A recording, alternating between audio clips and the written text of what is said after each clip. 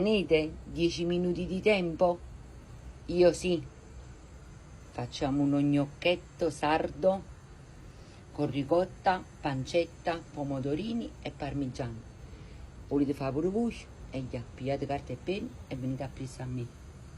Fatevi già l'acqua e il sale, una bella padella bollente e ci buttate la pancetta dentro.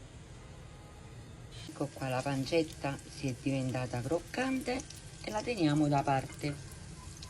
Adesso aggiungiamo un altro po' d'olio, 2 spicchietti d'aglio e facciamo soffriggere. Adesso aggiungiamo i pomodorini.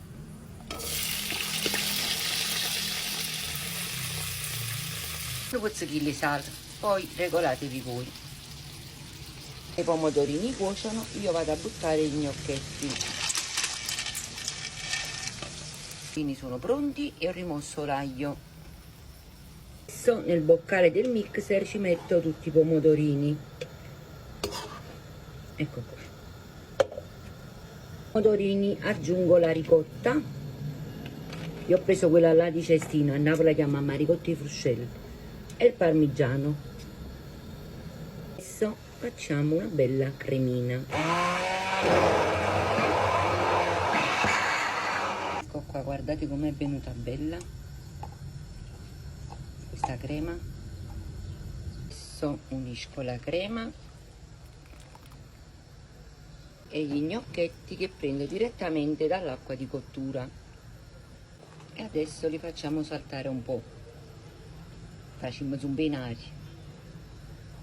Adesso aggiungo un altro po' di basilico fresco, un po' di parmigiano, pancetta.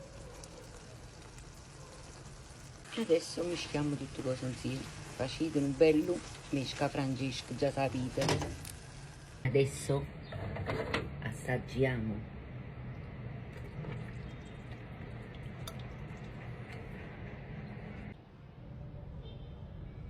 Assaggiamo.